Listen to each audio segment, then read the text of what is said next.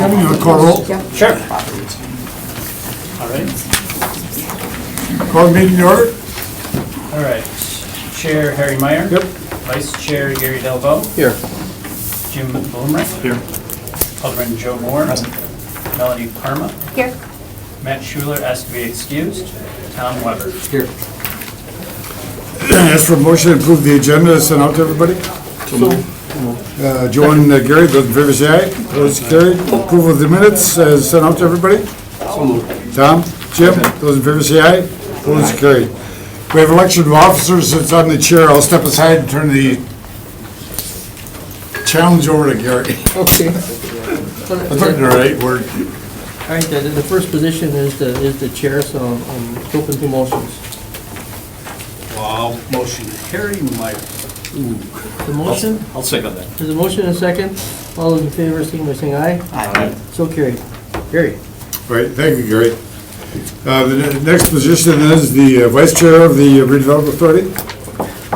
Motion and second, please. Move for Gary. Second. Gary, second by Tom. Those in favor say aye. Aye. Opposed, carried. The chair has the right to appoint the subcommittees, and I'll just rename the subcommittees that have been operating the last year. Funding Administration Subcommittee, Jim Bloomer, Gary Delvaux, Joe Moore. The Real Estate Subcommittee, Melanie Parma, Matt Schuler, Tom Weber. And the Community Development Revolving Loan Fund Committee, Gary Delvaux and Matt Schuler. And those are no, we need a motion? Yeah, we should. Yep. As for motion and appointments, So move. motion by Tom. Joe, those in favor, say aye. Aye. Opposed, carried. Communications, requests by Alderman Randy Scannell and Alderman Mark Stoddard to set aside funding for the Velp Avenue Corridor Brownfield Redevelopment Plan, also referred to the Green Bay Plan Commission and Economic Development Authority. Recommendation is refer to the staff. What is this all about, Kevin? So this has been some discussions we've had with alders and his staff about looking how we long-term improve the Velp Avenue corridor. A few years ago, the city went through this process with University Avenue corridor. A number of brownfields, went through a planning process, a lot of stakeholders involved, led to the University Avenue corridor brownfield redevelopment plan. One of the implementation parts of that plan was to create a TID out there, and that's been done, and that TID was intended to facilitate projects, and you'll see later on here, there's a project that we're facilitating. With that, we have some brownfield funds that we would like to allocate towards doing just an inventory of the number of brownfields that are up Velp Avenue, and would like to discuss the opportunity to move forward with a similar type of plan for Velp. So this would be to refer to staff for us to look at and come back with a proposal to this body and or EDA and or council at a future date. Good. Any questions? I'll make that motion to refer. Second. Motion to refer by Joe, second by Tom. Those in favor say aye. Aye. Opposed, carried. New business, old business, not new business. Resolution authorizing the sale and issuance of $10,210,000 taxable lease revenue refunding bond series 2016 for the KI Convention Center project. The approval and execution of related documents and other details. All right. Kevin, you're up. Yes, and I'm going to pass the torch to Dawn. I believe she has or will be circulating some documents here. These were not included in the packet. These bonds were pulled literally yesterday. So they are fresh off the press, and I think you'll be pleased with some of the news. As you know, at your February 9th meeting, John Meehan was here to present the plan, the timeline, and we did go ahead and sell those bonds yesterday. So Mr. Meehan from Baird is here to give you an update. Great. Good afternoon. Good afternoon. Thank you for allowing me to be before you today. I'd like to walk through this handout, mention that a resolution has been prepared and added to your package by Foley and Martin, who served as bond counsel on the transaction. And just to walk through, on the second page of the handout, I just listed different parties to the issue. You, of course, are the issuer of the debt, Baird's the underwriter, and PFM is a financial advisor to Brown County. Brown County is continuing to serve as the security behind the debt issue. Bond counsel, underwriters counsel, and trustee are all part of the transaction as well. As far as the term sheet on the issue, it's a taxable lease revenue refunding bond. Once again, we are taking the 2006 issue, which was tax exempt, and converting it to a taxable It continues to be a lease revenue refunding bond. The principal payment dates are June 1, and it continues out to 2029, 2017 to 29, so we're not extending the debt. As a reference, this goes back to 1999. So this is a 30-year issue, and we're just taking advantage of the call features. It is a quiet enjoyment lease between the county and the RDA, and by that I mean that the county, their security is behind the debt, and that's once again why it's a AA1 rated. The county's rated AAA, and in the back of the handout I have a copy of their credit report which refers to this issue. So the county's a AAA, your issue is a AA1 because it's not a full faith and credit to the county. It's a lease revenue bond. The issue size is the $10,210,000. There is a room tax stabilization fund in place, which has been initially set in 1999, that's carried on to this point. $2.2 million of that is tied to this issue. In the sense, should there be a shortfall in the collection of the room taxes to service the debt, that would be tapped first to make debt service payments in this issue. The debt is federally taxable, but because you're the issuer, it's actually state exempt. Not that a lot of investors care, because it is federally taxable, and it's not subject to the alternative minimum tax. When we did meet last month ago, I had shared at the time the treasury rates, and the importance of the treasury rates is that taxable issues are priced against the treasury. So as the 10-year rate moves, so this debt issue moves. As you can see, it's been on a glide path down, but I go to the right side, I'm on page 4, and you'll see the bounce up we've had. I'm glad we're done now, because I don't know where treasury is going to go. Once again, if I knew, I wouldn't be here right now. So it has had a slight turn up. The good news is that rates from January 1 till now actually are down. So they're lower than they were on January 1st as far as the treasury rates. On page 5, I show the pro forma debt service. We take into account the room taxes against the 2016 RDA issue, against the Ashwaubenon 2012 debt issue, come to a total debt service, and there's a surplus, assuming that debt service against the revenue continues. The coverage is about 1 1/4, so it's a little bit stronger than we had talked about last time as far as the coverage of revenue to debt service. On page 6, and probably the good news of the whole story, is that the existing debt on the left side, which was a 2006 issue before refunding, coming to the right side, now we've converted it to a taxable issue. We've reduced the interest cost by over $60,000 a year.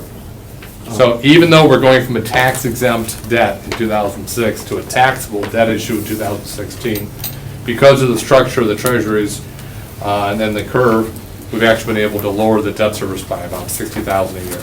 I think when we met last time, we were about $35,000, somewhere through there. As a present value of savings, because this is savings over the life of the issue, it comes down to about $660,000, or about 6.6%. Reasonable target is trying to be at 2%, so well in excess. Yes, sir. Is this something new, why we didn't do it before, or? Well, we could have done it before, but the problem was we were going from tax exempt to taxable. Right. So Dawn would tell you that I've been in constant communication about this. The fact that we're getting to what's called a current call date, and that on June 1, you could pay off the old without having an extensive escrow structure, helps keep the costs down. So, in a sense, we've rewritten this horse, and now's the time to do it. Now it's time to do it. Okay. Yes, sir. And the rate stays the same for the duration of the bonds, right? It does, and it's callable really at, I say your option is the issuer, but once again, the county's securing it, so it's really with the county's blessing, should they wish to call it. If rates in the future are lower than this, But bottom line is our option, it's not. not the holder's option. Right. Exactly. And in summary, on page 7, once again, you're going to be considering a $10,210,000 issue, taxable lease revenue bond. The final maturity isn't extended. It goes out to June 1 of 2029. There is a call date in 2026 at your option, or the county's option, and any day thereafter. The true interest rate and average coupon are in the 3% range, which means it's highly unlikely you'll ever call these bonds. Right. But the present value savings are over $600,000. It's a good news story. The flow of the excess room tax revenue under previous agreements flows to help support the 2013 RDA KI expansion center bonds. So that's good news as well. This material has been incorporated into a resolution which has been prepared by your bond counsel, Foley and Lardner, and I'll be happy to answer any questions the board may have. That it? That's it. Thank you. Any questions? I make a motion to approve the resolution authorizing sale and issuance of $10,210,000 in taxable lease revenue refunding bond series 2016. I commit to the project approval, execution related documents and other details. Second. Motion by Gary, second. I Jim? need to be glad. Those in favor say aye. Aye. Opposed, carried. Bingo, we're done. Okay, thank you. Excellent job. Good go, Don. Number 3, permission for Green Bay CS Hotel Group LLC to sell property of 1011 20 Kennedale Run, parcel 11841-K, also known as the Spring Hill Suites, to be presented at meeting. Yes. All right, Jeff. So what we have before you, this is property owners who own the Spring Hill Suites have a willing buyer to purchase the property. But because they are involved in a development agreement, that development agreement requires them to gain consent of the RDA, both in order for them to sell, just to make sure they're up to date on their obligations, which after some review of their financials, our finance director can confirm that they are. And it also requires us to review that we're comfortable with to whom they're selling this parcel, which Dawn being out last week, we got through some of those details, and she has reviewed and also confirmed that we're comfortable with the seller on this. That's the main thing. Pardon? That's the main thing. That's the main thing, Yeah. that we still have another good party, so I don't know if you want to give any details on? The only other piece that I would like to share is that the offer to purchase does have in its specifically stated that they are accepting of our developer agreement and the terms within that developer agreement. Have we ever done anything with this buyer? Have we done any, yes, we did, I didn't even find out, just saying. No. Have we ever had another transaction? They're No, not with this buyer. I remind you did the due diligence for the new buyer, right? Okay. All right, any other questions? Motion? So moved. Joe, second by Tom. Motion to approve the resolution as outlined, those in favor say aye. Opposed, carried. Number 4, approval of the development agreement with University Avenue Center LLC, also known as the Festival Foods and Quick Trip, I'll add project. Kevin? All right. All right. So what you have before you today is, should be nothing new. We had the term sheet for this development project come through at our last RDA meeting, and the terms have remained the same into the development agreement. The full development agreement was included in your packet here. We'd be happy to answer any questions that you may have about it. Our attorney is here, the applicant is also here if you have any specific questions about the project. I just tried to sum up in terms of, what they're presenting here is build this project, an 80,000 square foot grocery store, an outlet shopping center, and the second phase, a quick trip gas station and convenience store, with reserving one parcel yet for further development. Of this, immediately it's going to eliminate some blight that we have in the University Avenue corridor, 200+ permanent jobs. As far as the financial obligations for the city, once again, this is a pay-go structure, pay-as-you-go, so they need to create the increment in order to receive part of this funding. In short, they'll get to work this year. The TIF increment, first phase, would be determined 1/1 of 17, with then taxes payable in 2018, and thus when the payments would begin. Just in terms of some of the caps that are within here, these are based on a little bit of amendment that was done here at the RDA, and also council amended to increase the cap a little bit to take care of the Fred Street properties. Those are the 2 residential homes and a little stub there. In short, of the increment that's created, 75% of that can go back to the development. Those payments are capped time-wise, no more than 15 years, and monetary-wise, no more than $3.4 million. So those are the caps, I guess kind of whichever one we reach first. With that, we ask for your approval of this development agreement, again, subject to minor technical legal changes. One question, Kevin. Sure. Startup and completion. Start to completion. Why don't I would defer to the No, applicant fine. on this, just in terms of some of the timelines, because I know they Get have the a monkey phased off your project. back. I don't want to speak for them, so I prefer that they, yep. Ask for motion. Open the meeting. Motion by Gary, second by Joel. Those in favor say aye. Please open. Who are they and where?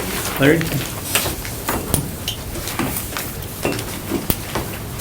Like a comment or two from you, and then also when you'll start and when you'll complete. Okay. First off, I'd like to thank the city and the RDA for their helpful and working through this entire process. It's been a very difficult and time-consuming to get all the utilities, the structure, the roads, the stoplights on the highway, all that coordinated, but I think we do have everything all coordinated. Closing is scheduled for April 6th or 7th, whatever the day following the last approval from the city council. We plan on starting construction, closing off some of the roads in April and get going as quickly as we can. Festival and our small shops are pointed to have an opening in sometime in November. We also... Like this November? This November, Whoa. yes. No, it's push on the schedule. And the overall schedule was driven by the high-tension lines that are up there, American Transmission Company. We had to order, pay for the poles, get all the engineering on that done last fall, but it's scheduled, so we have to have the foundations poured for those for the pilings and everything for those poles this April. So tight schedule, and we thank everybody for cooperating, and we look forward to getting the first phase open this November. Quick Trip is going to start their construction late this year, and they will be probably open sometime in the first quarter or the second quarter of next year. Once again, how many employees does Festival anticipate having for the job? Festival expects between full and part-time about 250 employees. Not all of those obviously are going to be full-time, but overall it should be 250, 275 employees all total. I have a question for Kevin. Kevin, you know, we typically have a ratio of TIF to investment. How does this ratio come out for the typical project? So I would say it falls within the guidelines. 10%? You know, I guess every project is different. Yes. And, you know, a few of the things, let me maybe clarify. So they feel that this will come in primarily at an aggregated assessed value of 15 million. That does not include, again, that fourth parcel on That's the for east sale. end, right, that could potentially be developed in Okay. the future. So with that, you know, the 3.4 cap might seem a little bit higher than, you know, some other projects we've done in the past. I think it's important to note a few things. One, you know, again, a lot of this funding is going towards public infrastructure. Right. Some of it is off-site, so it's also within the TID and benefiting the TID. Yes. Some of it was added on post kind of staff recommendation, and that's from a political perspective, something that council asked to do. The other thing, I mean, this is the first project in, and this is the catalyst project intended to Yes. drive other Yes. projects. Yes. And again, with the pay-go mechanism here, Right. I think the city's risk is protected Definitely. in terms of moving forward. Definitely. I think the employment thing is a big factor too, Kevin. Yep, absolutely. It gets people buying homes or whatever, and, yeah, it's great. Okay, any other questions? Thank you. Thank you. And I'll move for a motion to return regular order of business. Second. Motion by Jim and Joel. Those in favor say aye. Opposed, carried. Motion on Joe wanted to the... make a comment. Joe wants to make a comment. You're right to make a comment? Sure. Okay, first I just wanted to say that this area right now has got approximately $72,000 in taxable value. And to see a project like this come through, this is what all the citizen steering committees were for, all those meetings that ran for a year. And the development plan, I mean, this is what it was for. It was to bring this in and make something happen. There's Alderman Nennig and Alderman Wisbisky both have districts as well as my own that will be greatly benefited by this, have constituents that are begging for it to happen down there. The expected taxable value from 72K should be increased. If you want to confirm that, Kevin, is approximately 380,000. I think was the number that we had talked in the past on Yeah, that. taxable. And 75% of that's going back in TIF. So as far as a TIF being involved in this, I think that the percentage and the ratio is fantastic, because we can have the next 20 years at 72,000 Yes. as well. Yes. Good comment. So, nope, this is great. I've got a constituency that's really happy to see this Right. project happen, Oh, yeah. and I know that some other aldermen do as well. That's great. Thank you. Let's get rid of that dumb triangle. That's the most important. And Chair, Harry, I would just like to make a comment as Yep. well. I'm going to abstain from motion or voting based on any concerns with conflict of interest. Somerville provides AE services to festivals, so I Okay. think it's certainly a great project, but for that. We'll accept it, purpose. Melanie. All right. You have to stand in the corner and turn your head away. Okay, we have a motion? I'll make the motion to approve. Motion by Joe, second by I can second it. Gary. Those in favor to approve the resolution as discussed, those in favor say aye. Aye. Opposed, carried. Number 5, requested by NeighborWorks Green Bay for a 6-month planning option for a housing project at 1100 block of East Walnut Street. All right, that would be me. Hi. Okay, if we go to the, we're looking at here is a site on the corner of Roosevelt Street and 1100 block of East Walnut. And it's one of the larger RDA redevelopment sites. It's about 1.14 acres. We were approached by NeighborWorks Green Bay, and they would like to construct a 12-unit housing development project on this site. Is that zoned for that project? Yes, it's Yeah. zoned office residential, it's Okay. fine with medium and high density housing. And what they like to do is construct a 12-unit housing development project with 2 buildings on the site. Each of those buildings would be, house 6 units, so they're like 2 townhome style units. And there would be kind of a mix of at-market and affordable housing rental units in that project. So this is the site plan, how it would be laid out. At the bottom, that's Walnut, going up, that is Roosevelt. So they're facing Walnut. Oh, that's okay. This is their preliminary sketch of how the townhomes each would look. They won't be black. They show it as it's a mix of colors, so they're going to look, Similar to Mather, um, color-wise and style-wise. I think the goal is to be different than Mather in the design layout. Okay. that same kind of concept, but they'll be different colors. If you go to the next. More of a breaking up of the facade. Okay, The that's units what I was is kind of we're curious looking at about, for so that design. flush. I don't think they're firm on the design yet. That's one of the things they want to work on with us as well.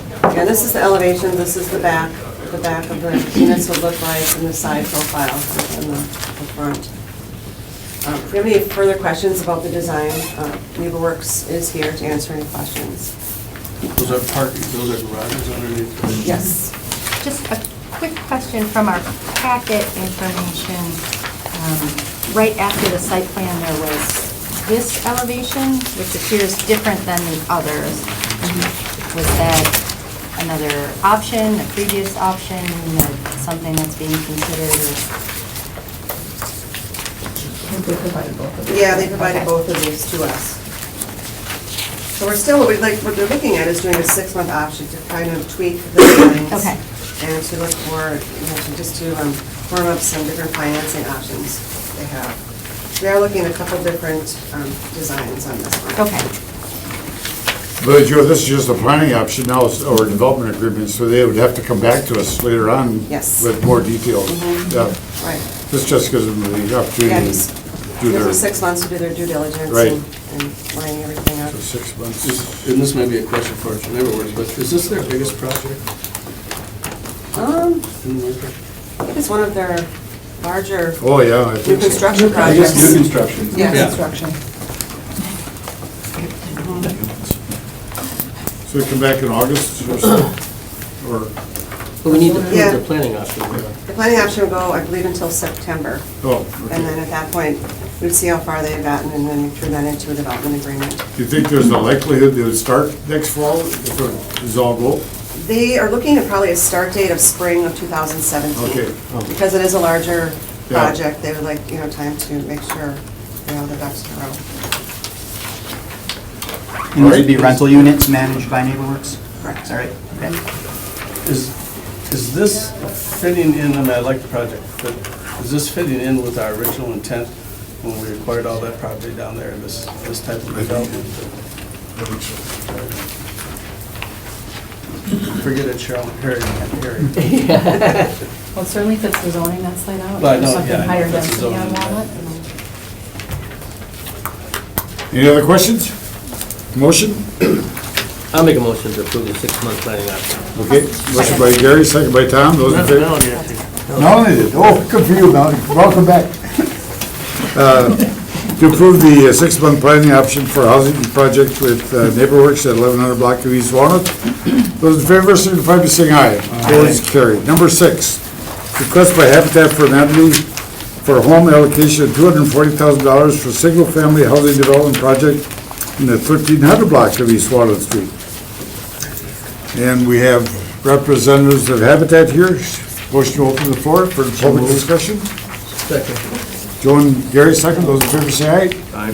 Madam Habitat, you're open. Come on up, Cora. Okay.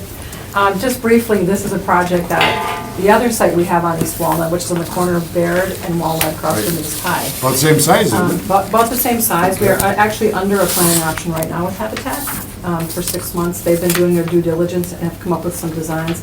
We've encouraged Habitat to look at some different designs than their normal builds. You know that we have funded additional dollars for Habitat to do the 2 builds, so they fit in better with the neighborhoods. Well, this is we're going even further now. We're going to do a twin-doe design, so they'll still be single family, but they'll be attached. There'll be 3 of them going on. This will be the site. You'll see how they'll be attached. Go to the next picture. They'll look, and they won't be black. This will be the design, though. They'll be oriented to the front porches. There'll be garages in the back. But they'll be attached, and there'll be 3 of them in a row. We've worked closely with Cora and her team to come up with some designs that we really think are going to make. Now, is this sort of the design that you're looking at? This is the design we're looking Okay. at. Yep. Looks nice. So Cora, did you want to add anything to that? Yes, I do.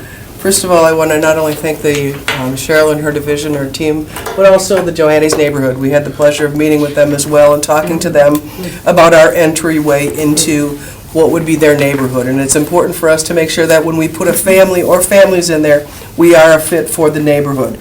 These homes really are the entryway into downtown Green Bay, being on Walnut Street, which means it's very important that the look and the feel is very visible. These homes are done, and these are called twin homes. They are done not only in Green Bay. This isn't the first time for a Habitat to undertake something like this. They're in West Bend, they're in Waukesha. I was in the Twin Cities this weekend. I saw 3 of them right in a row. I sent the pictures to Cheryl, that they are literally that floor plan, and they're literally a common wall agreement. So Oshkosh is building one this summer as well. The city of Oshkosh is in partnership with the Appleton, or with the Oshkosh Habitat. Excavation and construction on these homes with approval would begin in August of this year, 2016. We also look that this would be completed in probably May, June of 2017. This would be Habitat's 100th to 106 homes at that time, which we would foresee a couple-hour celebration of not only open houses for the entire neighborhood, but the city to view, along with the neighborhoods to see what's going on there. Cora, would you do one unit at a time? Is that the idea? They would go bing, bing, bing. Yeah. We would keep the subcontractor right on, because again, this is above our element, and the reason we're here asking for home funding is because it's a little out of our bailiwick. You know, when we get up to the 2 stories and the funding right now, we need additional funding not only for the framing, but for the gables, and I provided Cheryl with a list of what we need as far as, you know, the raised roof porch. We don't do these. There's some amenities that really aren't normal, that aren't standard operating for us in One of your bigger projects, is it? It would be our bigger, absolutely. Right now, the square footage on one of these units would be 1,300 square feet per unit, per side. Our normal, like Cork Street that we recently built, is 1,100. So this is a little bit bigger. That's why we're coming in here asking for the funds. This was a conversation with the city to make sure that we stepped out of the box and made sure that for the entryway in downtown Green Bay, it made a statement for them. And also that was very welcomed to know that these will be single family, they will be individually owned, they will be family owned, and we will have a special session with our Family Services Division to fill these with families. You used the term common wall. Is there a difference between that and zero lot line? Are we dealing with one single wall that's? It's a common wall agreement where literally it's divided right down, it's divided in half. They get that sidewalk, they literally get their piece of property, and I'm not, Okay. Is it identical to zero lot line, or are we using one wall? zero lot line is like, it's kind of, Well, you'll have two structures, but there's nothing between them. They have their structural exterior wall, they have their structural exterior wall, nothing between them. Okay, the Right. zero lot line. When you said common wall, I'm thinking of one wall and then just. common wall runs all the way down the property line. Well, yeah, so it's zero lot line, but Okay. it would run from getting in the property line through the building to the. That's Which one's better? That's What do you why want it to be? What do you want it to be? I just wanted to see if Corey had all the answers. I don't. I go on record saying I don't, okay? But just don't tell Cheryl that. Joe, go ahead. Cora, do you have to adjust your requirements and volunteer hours then because of this? Yeah. It is. How is it going to be laid out for your potential owners? Very much. It happened to us on the Crook Street project that we were undertaking, and it's a little bit of a risk that Habitat does take on by not having the number of volunteer hours with each family home. For our families, we make sure that they are allowed to come in and have volunteer hours, but also we all allow them to go to the restart. But our volunteer numbers, we run a risk of losing some volunteers through this process because of not being able to do the gables and the roof. So it's a risk that we run, but our board has approved it for the simple fact that we feel it's important really to serve as many families as we can with this funding opportunity now. We will all, as we are doing this, in parallel with this, we will be building a single-family unit home on Oakland and Ashland Avenue, Michelle, correct? At the same time, so, because our volunteer base is critical for us. So it goes maybe from 700 to 800 hours to potentially 200 hours that we're able to use. So it is a risk for us. So I was just kind of curious about the sweat equity of the actual owner. Family does not change. They still have to put it in somewhere, whether it be on somebody else's home, whether it has to be at the restore, but our requirements for that does not change. The need and the ability to pay, none of that changes. Great, thank you. Any others? Question on elevations. You had 3 elevations in the packet. Is that, are you picking one of those, or is it one of each, or? All three will be elevated. You're going to make them, they'll be comparable to the neighborhood. Like, is it going to be in this arrangement? So one's taller than the other two, We had originally proposed that. They're all going to be raised. just to break them up. I was going to say, because this one just has one raised in the middle and then the two. Yeah, they're all going to be All raised. three will be Okay. raised because that will be in keeping with how the I rest of the think neighborhood looks. that'll be nice. Okay. And I'm assuming, again, we'll have some, different colors or materials to kind of certainly make them look like they're probably each of the 3 their own Yes, unit. yes, absolutely. And this will be different for Habitat as well. We will pick the colors in partnership with the city. We want to make sure that this is standard. I mean, we're going to keep it pretty basic and pretty, Yeah, I think you did a nice job, Right. just changing out little elements, window sizes, adding shutters, porch We're railing. going to require the different color trims around the windows, those types of boards. Very nice. Any other questions? Make a motion to Motion to return to return, regular we're order. going to go to business. Motion by Joe, second by Jerry. Those in favor say aye. Opposed, carried. Thanks, Cora, appreciate it. thank you. Cheryl, how much funding money do we have in that home account? Well, in that account, I think we've got about a little close to 300, Krista, I think. We have 270,000, but we will be receiving our 2016 allocation. Which is typically how much? This year, we are asking for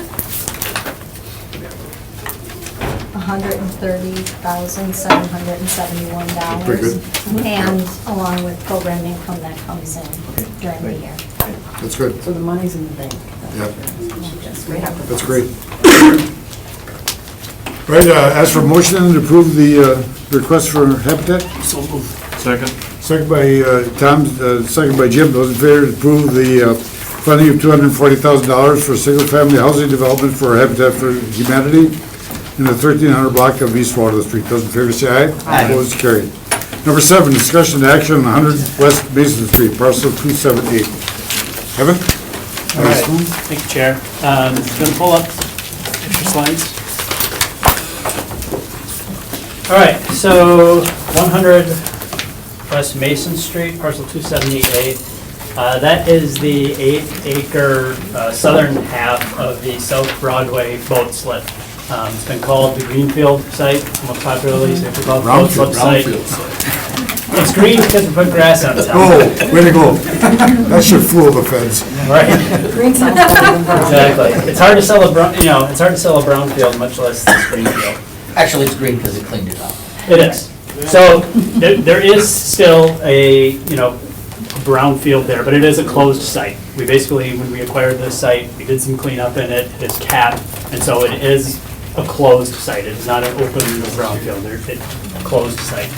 So we've had this site for 25 plus years, and some of the things that have come with it in terms of moving a development forward, questions about the brownfield, and if we would start to dig up and reopen that, what might happen, near a railroad track and in an area of the city that's experienced some disinvestment. We've had some fits and starts with various other development projects, and in order to make this work, we really need to put together a good partnership between the RDA, the city, and the private development partner. Go to the next. So what I have before you today is I want to talk a little bit about a proposal that will come before you today. Talk a little bit about the process of what we're going to do today and how we would move forward with this. And then what would the impact be? Why is this an important project for us to look at, and why is the timing right now to do this? Kevin, just one thing. Sure. Are there any complications with the brownfield issue at all? No. Well, there will be some mitigation that probably have to be involved depending on the scope of and the intensity of the project, how far you go down. Before we really start to dive into some of those things in terms of actual construction docks and figuring out, actual soil testing, we have pulled up some of the old reports, and we've not seen anything so far that has scared us off and saying this is totally impossible. Okay. Part of the discussions we've also had with the DNR is that the concerns, especially on the south side, that they're more concerned about the structural stability of the soils versus the contamination. Back when you're filling in the river, you filled it in with anything you could get, and it's more of a structural issue than it is a brownfield issue. So this site here, over the last few weeks, we've had some discussions with a private partner, and one who we feel can put together and move forward with a project that really is viable, feasible, and doable within the next few years. This would be an outdoor events center, and would be a city asset, a city-owned and operated, city-owned and operated by a private partner. With that private partner, if you wanted to open up the floor, I'd like to ask Connor if he's available, and if you want to come out and talk a little bit about your interest in this site, and talk a little bit more about the details of what's being proposed here. Make that motion to open the floor. Need a motion to open the floor for public discussion? Gary, Joe, those in favor say aye. Opposed, carried. Now it's yours.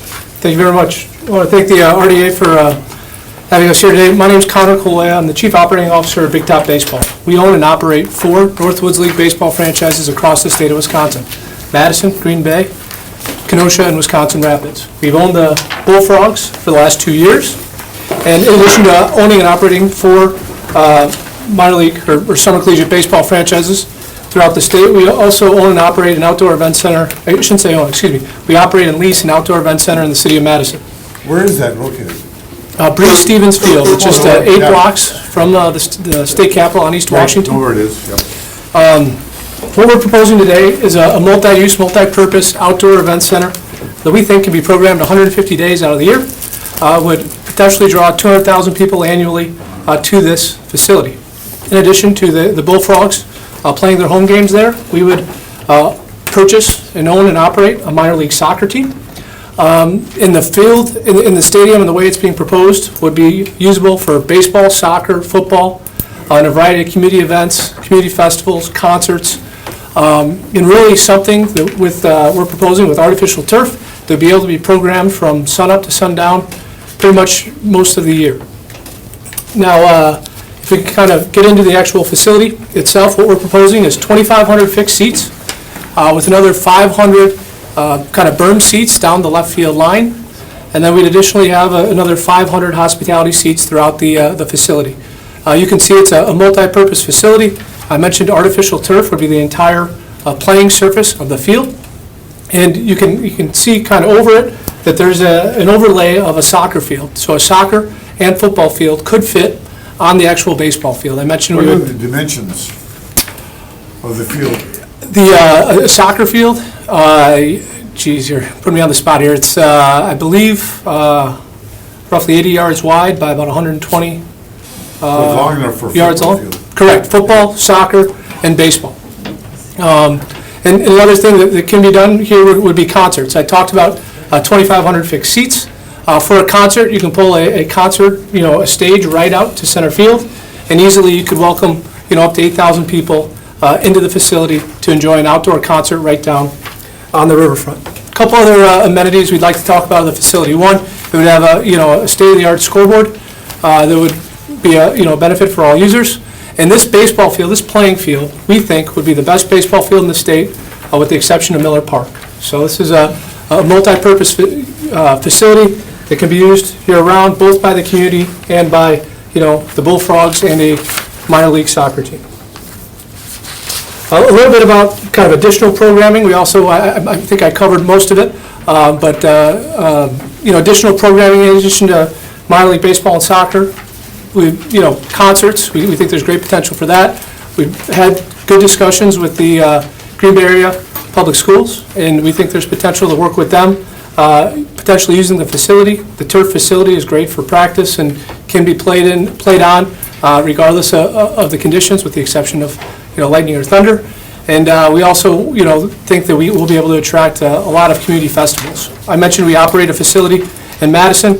We just took that over in January. We've already programmed about 120 days for the 2016 season, and we think that next year we'll be up between 150 and 200 days of programming at that facility. So I think just to quickly give you a little bit more about our background and why we think that we're well suited. We've owned the Bullfrogs for the past 2 years. We've been able to kind of turn around the franchise. We've increased attendance by 55% at Joanne Stadium. Prior to us taking over, we did not sell out a single game. Last year, we sold out 17 of our 34 games. The sellout being standing room only. Every seat in the house was full. So as we continue... What is that, how much seating? Seating, it's around 1,800. So we sold out 1,800 seats on 17 nights last year. We continue to grow. As I mentioned, we've increased attendance 55% in the last 2 years. We think as we continue to grow, we would be looking for a significant upgrade from a facility, and we think a site in a facility like this would be a great fit for what we're looking to do. A couple other things on our background. We're not a baseball company. We're an entertainment and events company. That's what we do. Last year, our events throughout the state of Wisconsin drew over 500,000 people to them. In addition to doing 144 baseball games a year, we run the City of Madison's fireworks show. We drew 70,000 people to that event. We have a large-scale catering firm. We did a private party for 15,000 people last summer, and we're a full-service events company. So we're really prepared and ready and able to operate a facility like this. In addition to doing baseball and kind of the large catering events and the fireworks I've talked about, we've also hosted a variety of concerts, ranging on the small end for 6,000 fans up to 15,000 fans. At our facilities throughout the state, we currently host about 25 charity events, whether it's run walks or different festivals, and we would want to bring some of that programming to this facility here. So we're proposing a $9 million, approximately $9 million facility, and we've secured $5 million in private funding to bring to the table for this facility. $1 million up front, and an additional $4 million over a 20-year lease term. I think I'll turn it back over to Kevin. Yeah. Or be open for questions as well. Where's your corporate office? Based in Madison. So we started in Madison. We've owned the team in Madison, the Madison Mallards, for the last 15 years. The Mallards lead the nation in attendance. We draw over 6,000 fans per game. Out of 180 summer collegiate teams, we're number one in the nation. If you compare us to every minor league team in the country, including the team down the road, we rank 23rd in the nation in attendance. So we've owned the team in Madison for 15 years. Kenosha, we started that franchise new. We had a public-private partnership with the city of Kenosha to rebuild the stadium. and we average about 2,500 fans a night there. We won the league championship last year and sold out 30 of our 33 games. We've been in Wisconsin Rapids for the last 6 years and had great success in the small market of Wisconsin Rapids. How many teams are in the Northwoods League? 18 teams in the Okay, Northwoods so League. You own 4 out of the 18? Correct. It's the largest summer collegiate league in the nation. Yeah, I thought it was smaller. Two questions. One, obviously the challenge of Joanne's is parking. How much parking we're gonna have here? So that's a great question. As proposed, we have 100 spots, 100 surface spots as part of it, but in all of our stadiums throughout the state, we operate in densely urban, or the majority of our stadiums are in densely urban areas where we work with the local businesses and work with the city to develop a comprehensive parking plan. Our plan, if this was to move forward, we would have a public parking plan that we would provide on our website. We publicize, we would provide our own staff, and all parking would be free of charge to get people into the facility. We've done these complex parking plans in Madison, Kenosha, in 2 different facilities in Madison, and we're confident that we'd be able to do something similar here. Just, if I can follow up on that, one of the things that we would talk about if we move forward with this, the city does have some additional land, and the RDA has some additional land that it owns in this area down here, which could be used both short-term for parking before development and long-term. The second thing in terms of, operating event centers in urban environments, and just getting people down there at once. If you look at the Broadway Farmers Market right now, we have several thousand people down there, I want to say, 5,000, 6,000 a night with no parking, more or less. Okay. And we're able to kind of circulate through and do it there. So I think in terms of just the off-street, we're not concerned at this point. Couple more questions. Bottom line, the city's involvement is going to be $4 million, is that correct? So I guess we can transition a little bit into the letter of intent that's here before. Okay. And Should we get back to regular session here? Yeah, if you want to come back, and we can always open it back up again, unless there's any questions for Connor. I'll leave that to the chair, whatever the chair wants. Well, I think maybe just one thing, if you could talk a little bit about, in terms of this letter of intent, the 3 tenets of it. One would be the RDA approval here today, and that's just to grant some exclusivity to work with Broadway Events LLC, who is a subsidiary, to negotiate terms and work to come up with their commitments by May 18th. And in the long term, part of the RDA's commitment would be, is this what we would like to use the land for, to construct an outdoor event? That would come later? That will come later. This is just a letter of intent saying, all right, all these parties are going to agree to do their homework, do their due diligence, and we're going to make a decision by May 18th. With that, I guess, Connor, if you want to talk a little bit just about the private funding, they would be bringing $5 million to the table with $1 million up front and $4 million over 20 years. And just a little combination about what that $4 million Yeah, we would sign a long-term lease agreement to operate the facility for the next 20 years. As far as, we would take care of all the maintenance, and as far as the operational aspect of the facility, the city, while they will own the property, would not have to hire staff or add additional staff to operate the facility. We'll handle all the operation of the facility. And like I mentioned, or as Kevin mentioned, $1 million up front, and then in the term of a lease agreement, and also the ability to sell a naming rights partner, we would bring $4 million to the table over the next 20 years. In general, this operating structure, how is it different than what we have at Joanne's? Is it very similar, city owns, and you guys lease it? Yes, it is similar. We do not have access to the facility year-round. Well, currently at Joanne's, we do pay a much smaller lease fee to what we'd be paying here. One other thing to mention, we talked about $9 million, kind of the standard in the industry for minor league baseball stadiums. You normally see 25% of the financing coming from private sources and 75% coming from public sources. In some cases, you see even a different percentage. Here we are, committing $5 million over the term of the agreement in private funds. Would you offer a comment on Joanne's? Is that facility a challenge for you people, do you think? We've had great success there in the last 2 years, but if you do compare it to other stadiums in the league, there is something to be desired. So we've invested over $100,000 in the facility in the last 2 years. We've been able to grow attendance 55%. We love it there, but in order for us to kind of reach long-term goals, we do think that we need a significant facility improvement plan, whether it be here or somewhere else. We do think we need that. And we think that this is a great location and a unique location that would allow us to more than just baseball, but really create a community event center. Are you sort of committed to Green Bay? Yes. No, I mean, if I can, I don't know if I need to expound on that, but not sort of, but we own the franchise here. We're not moving it. Yeah. We're committed to making this happen. Where's the closest team to Green Bay? Wausau, I believe. Oh, And then there's also a team in Mequon, just north of Milwaukee. yeah. The mayor, Kevin, this $4 million, do we have a breakdown as how much that would be TIF and how much might be from that stadium tax refund? That would be determined by council. Okay.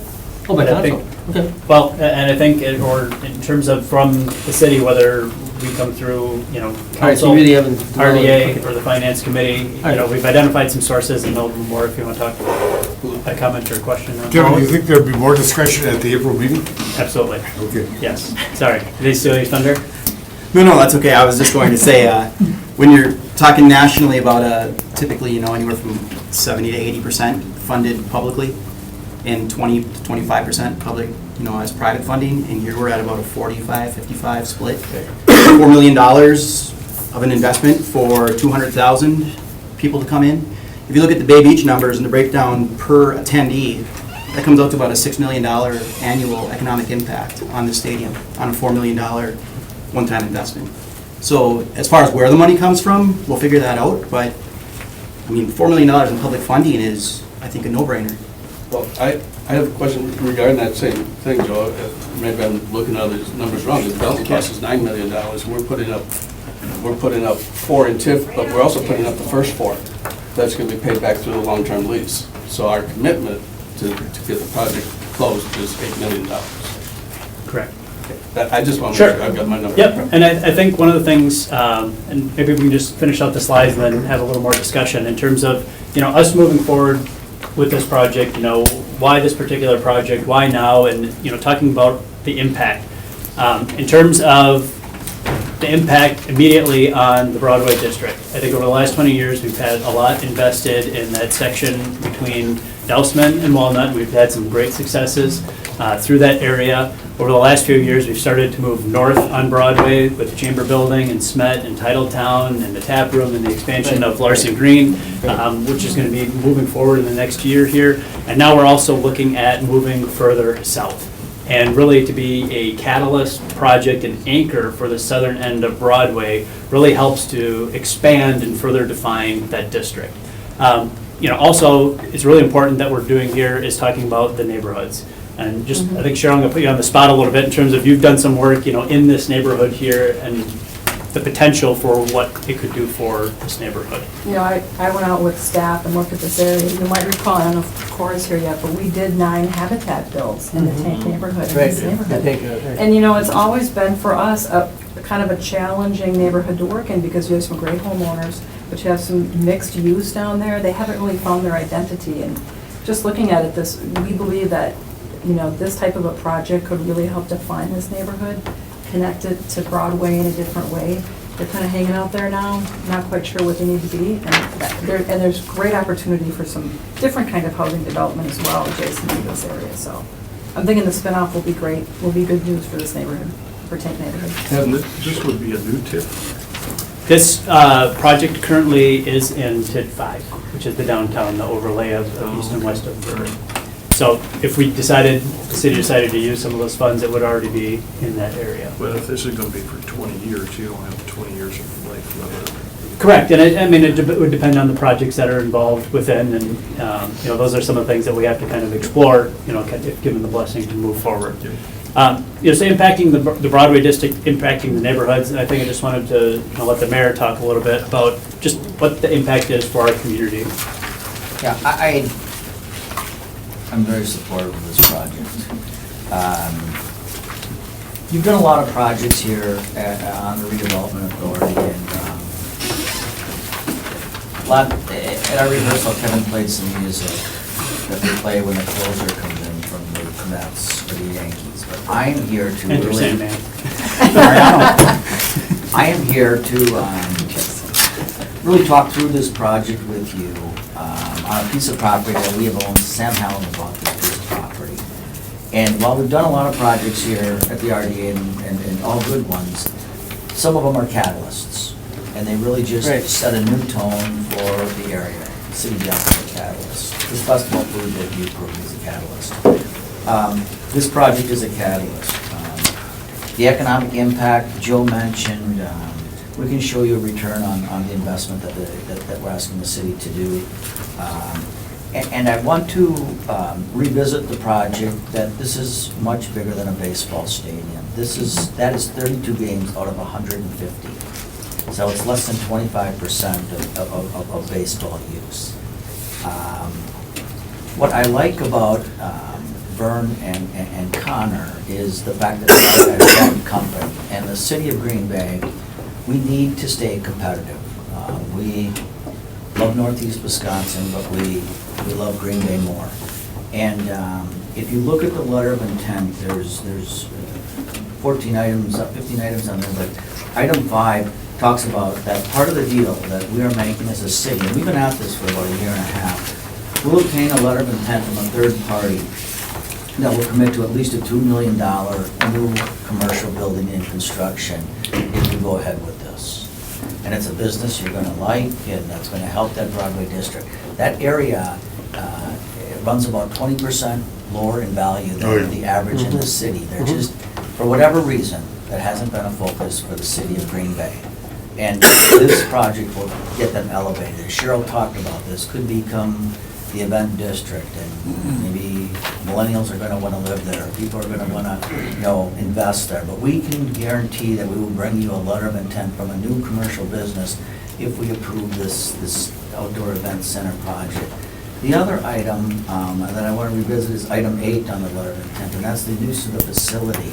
And for us to bring in a minor league or summer collegiate soccer program is going to keep us competitive with the likes of the Foxborough. We've met with these people, Connor's talked to them, and when you look at what we do here in Green Bay with collegiate level type, the Bullfrogs and the Gamblers, and now we bring in PDL type, Professional Development League soccer team. It's great for the demographics of Green Bay, it's a great role model for the kids. And the partnerships that we have in here, Connor listed some of them in his letter, but we have sat down with the presidents of NWTC, UWGB, St. Howard College, all interested in partnering with this project, either through one of their management degrees or moving some of their special events or sporting events over to this facility in the downtown. Connor did mention the usual split on this is, 75% from the city, and we were closer to a 50-50 deal. And this is just the right thing. I mean, you have been here really longer than I have. That's right. But it's not, the reason this is still vacant is not for a lack of effort. It's just we have not had the right project. And when you look at what, and these guys have a good balance sheet, they know what they're doing. The connection with the educational facilities and with the new commerce that will come along, plus the opportunities with the housing, you're going to see this as a catalyst. And look, I know it's a lot of money, but I also am confident that we have aldermen who will support an investment versus spending. And with the RDA's approval, this isn't fast track. We've been at this a year and a half, and we just think the opportunity is now to move ahead. And so we're here to answer questions. Kevin's has been working on this, and Connor, but this is a good deal for the city of Green Bay. So I would just really encourage your support. So the action would be taken today, Kevin, just to move this along with the idea that there's going to be further discussion and action at a later date. Correct, and I think there's some obligations in here is that in terms of moving forward, the binding things are that we're going to work towards making a decision by May 18th. And in terms of just process with council. Why is that the deadline? What's the factor there? Well, in terms of just the timing of moving forward with this or not, if the city is going to choose to use bonding funds in this, in terms of do we incorporate this into our bonding schedule. But I think more importantly, of time is of the essence in terms of construction season, and if we're going to move forward with this, getting into the ground so that if they're ready and we move forward, this facility could be open and operational next year. We put in here 2018, but this could be possibly open next year. Also, just, as the mayor mentioned, the competitive nature of trying to land a professional development league or minor league soccer team. It's a popular growing sport. The leagues are expanding. Northeast Wisconsin will land a soccer team at some point, and if we It's gonna go don't, somewhere. someone else will. And I think one of the things in terms of bringing this now and opening the window, this is open, it's public now, and it's up to us to, if we're going to do it, let's make a commitment to do it. The May 18th allows for this to have basically 2 runs through the current council, 2 meetings, and 3 through the new council that's elected, or same, depending on how the elections turned out. But this basically has, 5 council meetings to kind of go through and discuss in terms of, the funding package from where those funds would come. Identified in here are things like using stadium tax funds, looking at bonding, looking at TIF. Of course, from staff, we're going to be, and we already have been talking about potential grants that we can use to offset some of these project costs. At the end of the day, it's council's decision in terms of how to shape that kind of portfolio.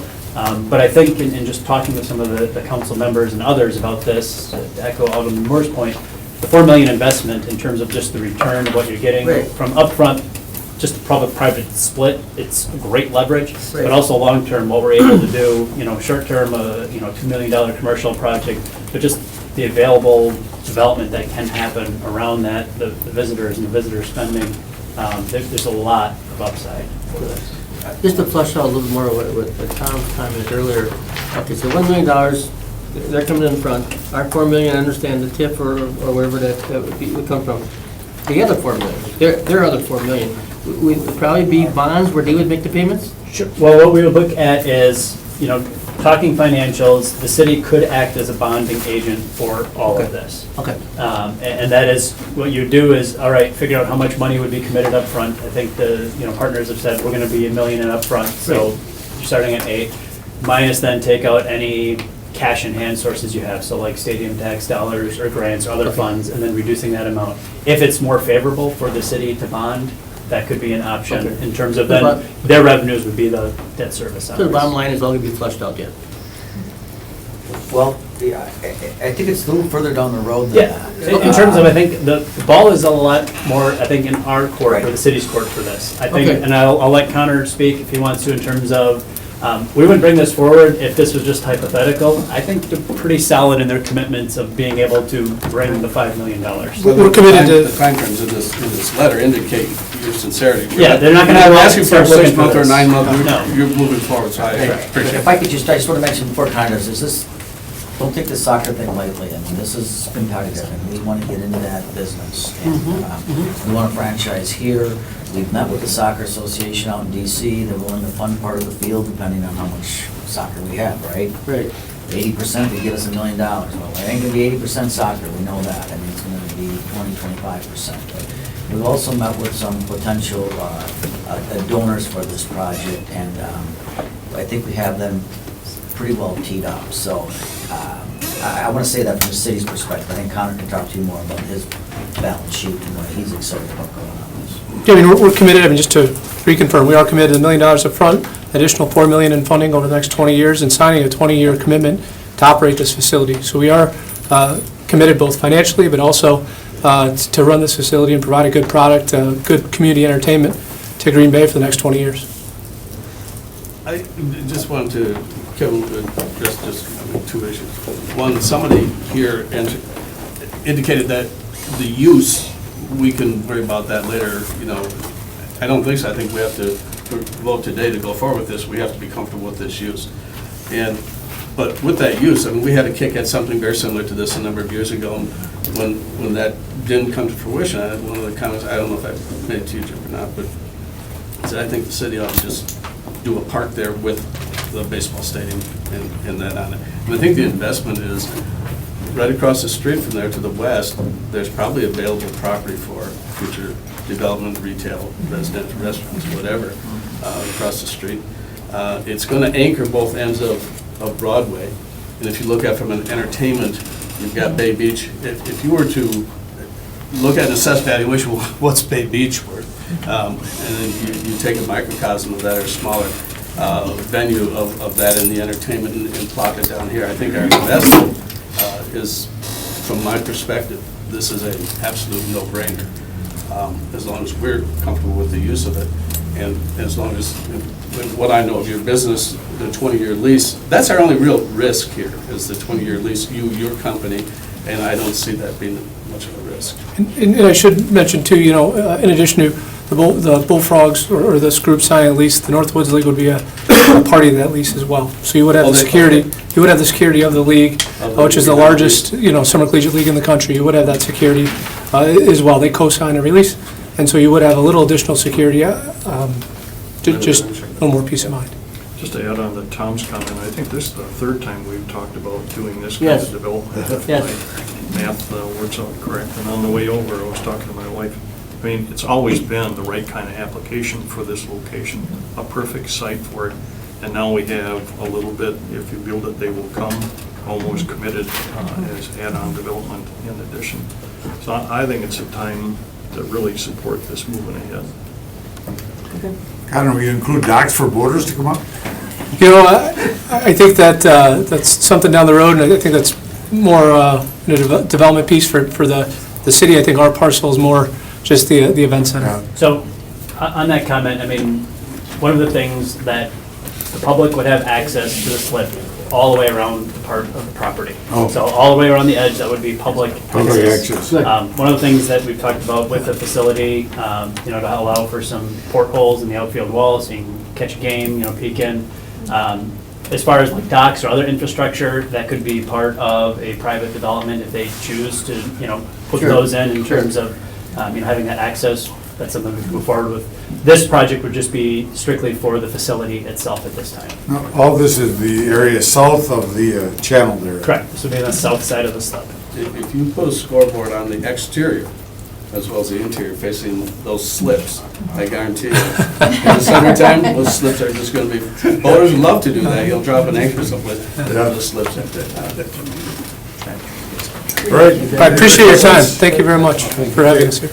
Motion return. Harry, to- Harry, there is someone else who would like to speak, if it's okay? See if anybody else Oh, would like to fine, speak. sure. My name is Sean Cassine. I'm the current president of Joannes Park Neighborhood Association. And before that, for 4.5 years, I acted as the vice president of the Neighborhood Association. I've currently lived at 1363 Doty Street, which is right in the middle of the park on Baird, basically. And for 6 years, I've owned my home there. I'm very proud of that area. Bullfrogs have been a very solid supporter of Joannes Park Neighborhood Association by advertising in our newsletter. They've been very active in a lot of our events that we've held in the park, our Music in the Park, which happens 3 times a year, or 1 time a year, but it's happened 3 years in a row. So we do support the Bullfrogs and their endeavors, and we do know that they have to grow, and we do understand that. And we certainly don't want to be the party to hold them back. But we also want you guys to consider that Joannes Park Stadium is going to be sitting vacant. Okay? There's an upkeep of a wooden deck that runs around the outside of it, called the Leinenkugel's deck, that's going to be standing there vacant. Okay? You're talking about adding into the downtown area and the houses that Habitat for Humanity has already put in that area. The parcel you guys voted on, the 1300 block of East Mason Street, is basically kitty corner to the park. Okay? It sits right across the street from East High. It's kitty corner to the park. You're pulling City Stadium, or the Joannes Stadium, away and it's just going to stand there vacant. What other use do we have for it? The high schools are not, because we've already proposed that the high schools could practice on this new field. Okay? You're talking about building a multiplex? You're not right on that, but go ahead. Well, but you're building a multiple complex, okay? That's going to focus on soccer and everything else right in one area. But you're pulling away from Joannes Park. And these games that happen there is a positive activity that happens in the park. It keeps crime down in the park because there's people there all the time. There's active action happening around the park. Throughout the day, the Bullfrogs during the summer are moving around the park constantly. It keeps the activity, the negative activity away there. This is also sitting right on everybody's talking about it, the East River Trail. And this vacant lot is going to be standing there. This vacant baseball field is going to be standing there. So this is something that I only ask you guys to consider. We don't want to hold the Bullfrogs back. Like I said, they've been a great partner, okay? We don't want to see the Bullfrogs leave. We hate to see them leave. I know we've had issues with the fireworks in the past, we've had issues with the loudspeakers in the past. These are all in the past. The Bullfrogs have fixed those problems. The neighborhood association has backed down, or the people in the neighborhood has backed down on it. But it's very important to consider what's going to happen with that parcel. You can't just think about what's going to happen when we build this on this lot, because we've had this lot for 25 years, which is just north of the coal fields that everybody's complaining about already, okay? You're going to put a brand-new facility there with $8 million, okay? That's already on the south side of these coal piles. Not that I'm saying that, you know, but I'm talking about the impact that's going to happen to my general community. I'm going to open up my door, and I'm going to see a vacant football field that the city is going to pay for to maintain from here on out. I mean, that's the bottom line. It's going to go back on the tax dollar for us to pay for, and it's going to be vacant. So I thank you for letting me have a chance. If I could speak to that real quick. Already talking to the Parks and Rec director, there's a waiting list for that stadium. From American Legion, Babe Ruth, there's people that want that stadium and want access to that stadium right now. So, I mean, that was an original thing that was brought up pretty early in the whole process about how do we handle the stadium once it's empty, but we're not expecting it to be empty, like, ever. And I think, just to echo your point, the money that the city and/or the Bullfrogs organization has put into that stadium, there's no way we would let it sit idle. I'm just saying it's been addressed. I mean, it's a Well, concern that was brought up See, by others. the thing that everybody needs to understand, nobody in the neighborhood was told about this. The neighborhood association was not made aware of anything happening to the Bullfrogs except for the lease agreement that was just recently signed. Well, you can understand. Right, but I can understand that, but I can also understand Privacy. when you hear it in 900 houses that I represent as a neighborhood president, my phone calls, my emails went through the roof when it hit the news last night, okay? Because they were afraid of the negative happening of what was gonna happen in the park. I mean, our crime rates are down 50% since the neighborhood association's been there, since the Bullfrogs have been bought out by the Northwood League. I mean, everything has dropped, and it's not just one thing, it's like a micro ecosystem. You take out one thing, and pretty soon everything starts to fall. And we can't see that happen again in the Joannes Park area. We just can't see it.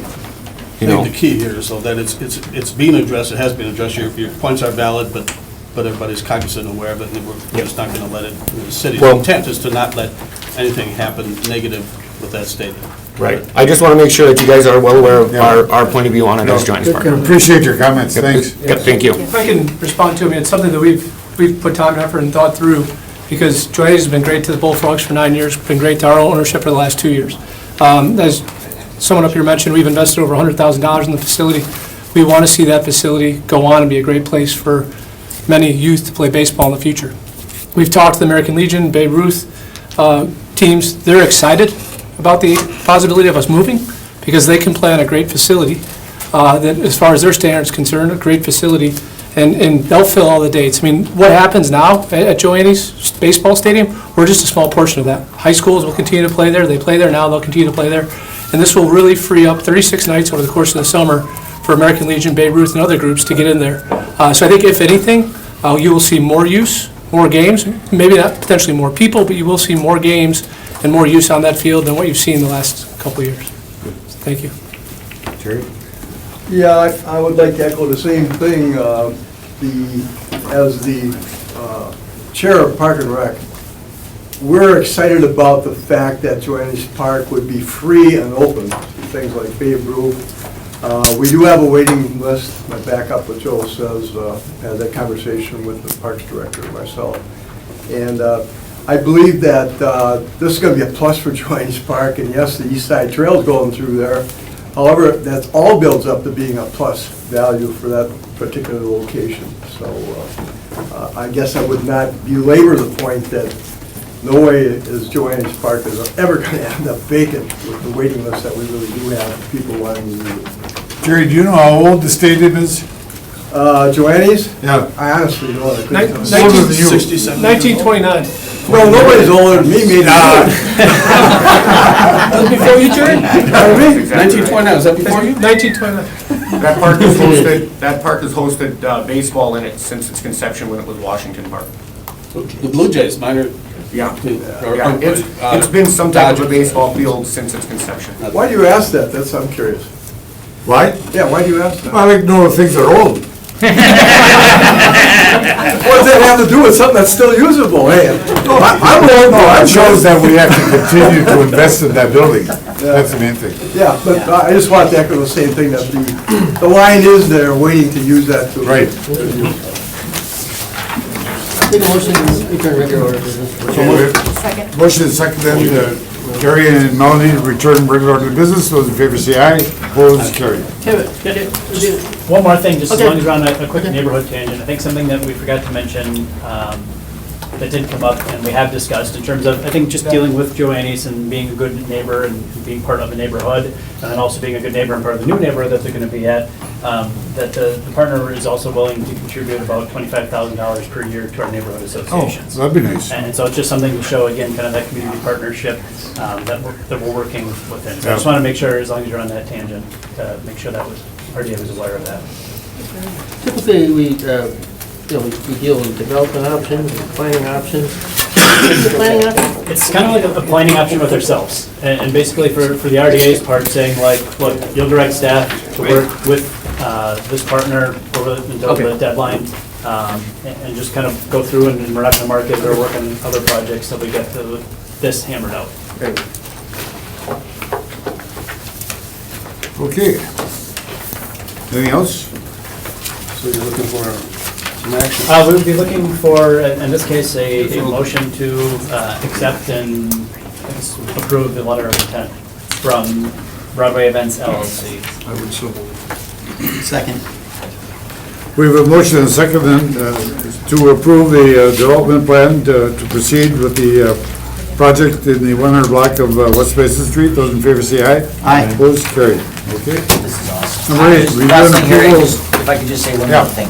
I would suggest you go out there, just walk out there, you can just feel the opportunity.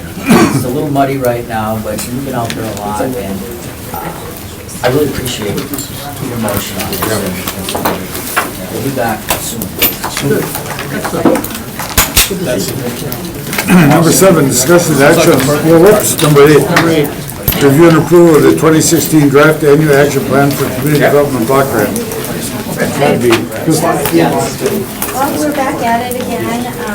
We started this process early in the middle of 2015 where I met with departments and I've had public hearings on our community development and block grant funds to find the needs out there. Last month, the end of February of 2016, we received notice from HUD that our allocation amount was actually developed. So we are receiving this year an allocation of $938,897 for block grant funding and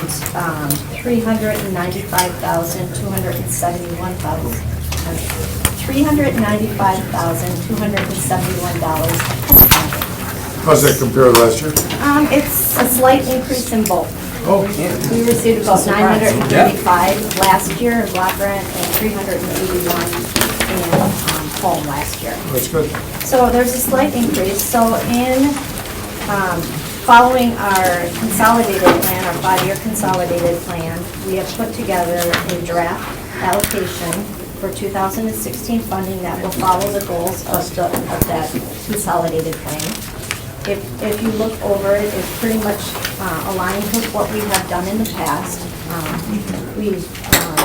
We're looking at funding some park projects, some DPW projects, some public service projects, but because of vacancies in our public service, our CSI program, we don't quite need as much because we have carryover from last year.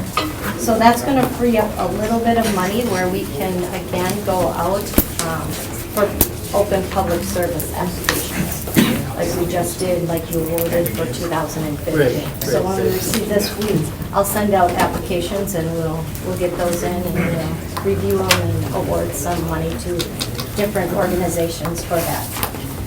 And then in our block grant eligible areas, we would like to spend some money, again, doing acquisition, demolition work, rehabilitation, reconstruction work, historic preservation work. And then we have our admin budget, which is capped at 20%. And this will fund the staff for administering the program. This, Yeah, 215,000 for not to exceed. oh, I'm 215,500. sorry, that's an error on my part, it should be 215,500. Not to exceed them, it's 215. Not to exceed 215,500. Because we know your salary's the 215. Right. Well, it's just not mine, it's $500 actually, raise this year? it's actually three salaries. I wish it was mine, but it's not mine. I see that we're not putting any money into revolving loan fund. I should know this because we're meeting next week, but what's our balance there? And that's probably the reason why. We have over $1 million in Okay. revolving loan funds, We so gotta we use are that. not. So, And it keeps getting new funding in No, no. as. They're on the same as page the here. loans are paying off. just as a quick aside, we do have a meeting scheduled, and Wendy has probably about 6 projects in the, how many? We're up to 11 requests Yeah. right now. So, Great. We'll have a Well lot. done. Sure. There's no people stingy So yet. you're gonna use some. Yeah, That's we'll good. spend that That's down. good. We want that money working. Money That's great. That would be why we don't have any allocated right there. Okay. Except for the program income that comes in from Yes. the loan payments that have to go back into that program. Been very successful. Yep. Does anyone have any questions on the block grant portion? Well, yeah, it's good, Krista. What, just one question, when you send out the request for the charitables, what's your determination? Every charitable in the city, or do you have a list, or? Yes, what I do is I have a list, and I also advertise in the paper in case I've missed anyone. Okay. And then Brown County Connections, I also put it on there so that I try to outreach everybody and anybody that has called within the year looking to see if they could apply Apply for for funds. funds for some sort of public service activity. I send them out an Okay, I just want to application make as sure that it well. wasn't a select list of. No, I try to outreach all the organizations within Take the Tom city. Weber's name off. Sure, I've been there for 15 years. Okay, any other discussion? I'd make a motion to approve the 2016 draft action plan for the development block grant and home funds, and can I just ask that this is also reported at council? Yes, it will go, On the council. you'll recommend this to the council, it'll go to the council Okay. for a draft approval, and then it goes out for a 30-day comment period, and then it comes back to council for final approval. So move. Okay, motion by Joel, second by Tom, those, to approve the 2016 draft for the Community Development Block Grant Program and home funds. Those in favor say aye. Aye. Opposed, carried. Number 9, request to purchase 609 12th Avenue and 2,272 square feet of 60, how come that, 11, who came up, that's gotta be Cheryl. It's gotta be Cheryl. Square feet. She's the only one who wants to buy a couple square feet. No, like we need to. So as you know, we've been working on the intersection of West Mason and 12th Avenue. We purchased the cabin property over there, cabin. They're starting tomorrow. It's pretty well gutted now. Yeah. So it'll be down by the end of the week. So this property here is. I'm gonna miss it. kind of Yeah, I've been in that thing, and it was entertaining from the outside to the inside. You can stop by one last time. One last time. Yeah. So this property is really the next one that we feel should be addressed. The property itself right now is a rental property. Where is it specifically? It is 615. Right across the street. 600 block. Here's your map, it's right across the street. Right here. So your bottom corner here would be where the cabin is. Oh, it's on the north side of the street. Yeah, Yep. okay, Northeast. right, I got you. So we're hoping, we pick this up, we'll put it out for RFC to rehab it and sell it for owner occupancy. Is that for sale now, or? Is it for sale on the market now? Not on the market, no. No, it's being knocked down. This one? This one here. Oh. No, it is not. We just approached the owner on it, and he's willing to get out of it. You know, he has some repairs he has to put into it that he's just willing to get out of it what he can. Yeah. Is that the right use for that corner?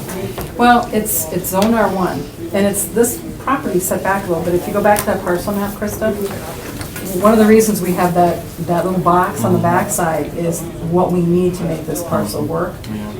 You know, we went inside, it's a pretty old property, it's got some tin ceilings in it, and some cool features, but that being said, if it's something that we don't think we can rehab reasonably, or we get no takes on the RFP, Habitat has already expressed an interest to do a new build on the corner there. So there's enough space that it could be set off from Mason there, and with that additional space on the back, we can construct a garage.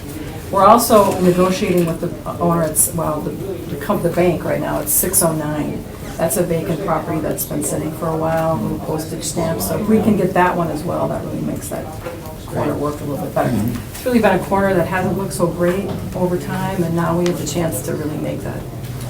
So kitty corner, you have like the pizza, the old store. Kitty corner, you have deli, it used to be the deli more, now it's Yeah. pizzas and stuff. And So then on the the south side, it's like a hair shop. Transitions, I think, hair salon. Yeah. But it's all residential to the north. Right. Because we had talked about, could this be business here or not, but really, it would be business as a budding residential around the whole block, so we thought residential might be. How would you figure that if you got 609, cut the parcel, are you gonna try to do split that to two different parcels, or you just gonna? 605 needs some land. Yeah. And then we'd square that off. No. Oh. Or the one on the other, Yeah. on what's the street, if you take 10 feet, just like with the new parcel, go north 10 more feet. Yep, That yep, parcel. we would, Then you'd have we'd two take that people. house down and split it, and then that would just be more of a square lot, and 605 would have some more space there as well. Open it up a little bit. So would we do that before we allow the development on 615? 609 is gonna take a while. It's in foreclosure. We've tried to work with the bank now for a short sale, but it's gonna be at least a year for that one. Oh, well. So that would give us time to at least go up for RFP and see if we get any hits on that one. This works, 615 works with that parcel attached to it, the way it sits today. So you can actually, you can actually put the drive in a manner that if we did get 609, it would be gravy, attached to the parcel that we would own at 615. Sure. I make a motion to purchase 609 12th Avenue and 2.272 square feet of 610 11th Avenue using neighborhood enhancement funds. You've heard the motion by Gary, second by Joe. Joe, those in favor say aye. Aye. Opposed, carried. Discussion and action on the future of 100 West Walnut Street. All right, talking about the West Bank today. In short, this is the map on the back side of this. This is the River's Edge apartment parcel. Redevelopment Authority owns the land. In short, we were approached by the management company, and they just wanted to know if the RDA had any interest in potentially selling that property. Don't have any plans or details at this point. What I'm looking for just is some direction from the RDA if this is something that you would like staff to pursue further in terms of just kind of figuring out how we got into it, what we want to get out from it, and present together some kind of package. And then also, if we were to sell it, what would be some of the contingencies tied to it in terms of future development? Or if RDA said, all right, right now, there's no reason for us to sell it, to hold on to it, then just to let the individual know and proceed in that direction. Wasn't that the parking lot for that apartment? No, it's the whole That is parcel. the whole parcel. Yes, it's the whole parcel. It's the parking lot and the apartment. Oh, the apartment's also Yep, included. everything is on RDA land. Do we net anything off of that? I haven't dug in fully to the structure. There is some accessible property on it, and I don't know, I haven't dug in far to just see the terms of land lease. I guess I just wanted to get some direction here first, before I started taking time or directing the staff to go. From my standpoint, our job isn't to own land, so I would certainly, really, we shouldn't be just quite, and if it's a land lease that serves us nothing, other than we own it, let's certainly. You don't get any tax revenue off. Well, no. Well, you're right, and I don't know about the land lease, if we gain anything off of the lease at all, if it just breaks us net even, but. We do have a loan outstanding with Okay. this property, and I believe the value is still $505,000. They pay us about $21,000 a year on it. It's been out there, I think, for 30 years. A person would have to actually take a look at, I think that was tip one, maybe. That was a transfer. Yeah. Seriously. Yeah, no, it's. So the person would have to go back and. Yep. check that out. Bottom line, all we're asking here is Kevin to flush this out a little bit. Just direction. It just, I mean, if we Go have ahead, interest go in for it. pursuing it, Go then motion to proceed in that. Joe has a comment? Yeah, I just think if you've got one person that approached you kind of kicking the tires on the property, that maybe it should go out as an RFP, so we can get multiple proposals on it. I guess I would just maybe make that a recommendation to staff, that if we're going to do it, let's go out and do it and see what comes back. So All Kevin, they would be buying is a lease, is a land lease.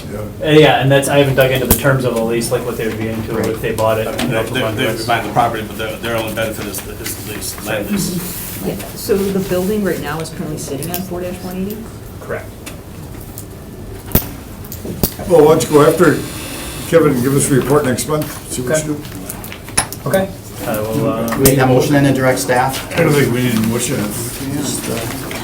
okay. All right, we'll move on then to number 11, discussion to action on future of 901, 907, 913 Main Street.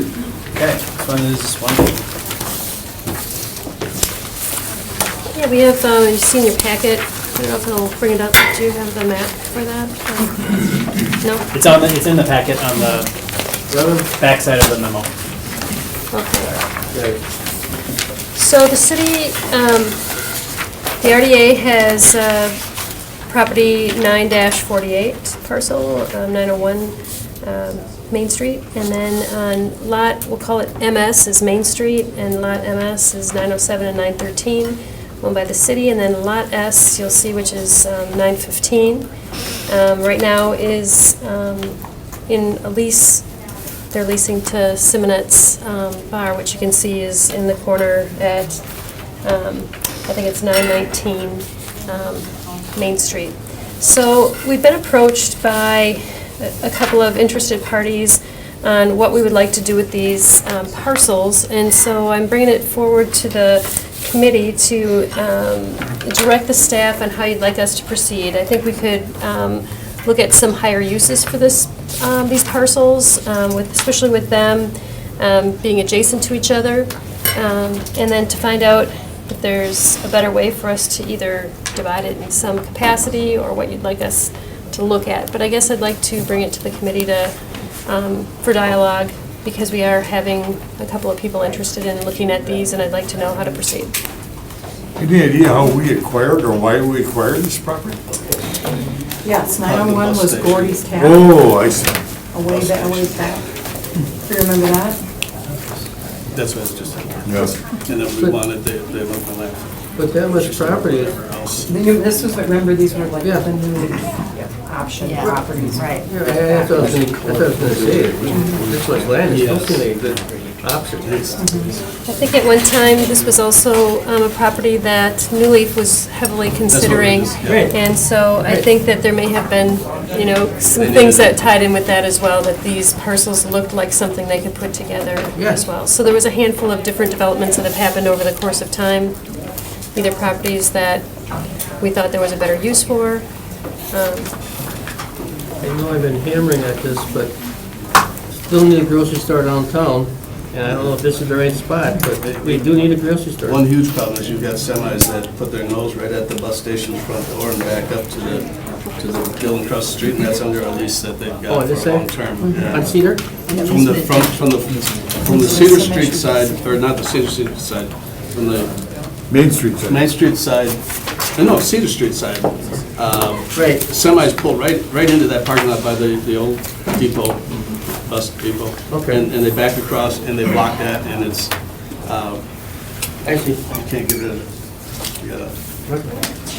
So what's our arrangement on 915, the parking lot? We own 915, or do we have a Parking utility. long-term lease on that one? And then it's leased to Simonette.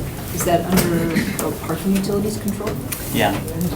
I don't know which entity, but it is, yep, and they, Well, it's. Would we also not consider that parcel? And New Leaf isn't acquiring this, but they needed it. and that's why I included it on the map for us to maybe take a look at that as well, to see if we think it's important to continue that, or if we think that it's better to put these parcels together for development, or what the feeling of the RDA is at this time. If we don't have a long-term lease that we're committed to on 915, I would say we roll that into the consideration. I would agree. If a buyer's interested.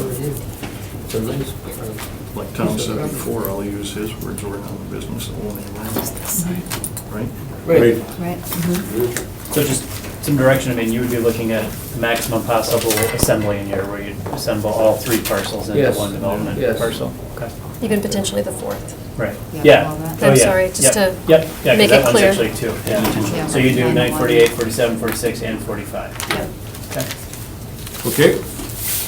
Do we need a motion on that, or? If you want to do it in a motion. Well, you- I mean, motion to Yeah. direct staff. Second that. Yes, request RFP on that. Third. Motion and second, then to refer the staff to report back to us at the next meeting. I can go with that. Sorry.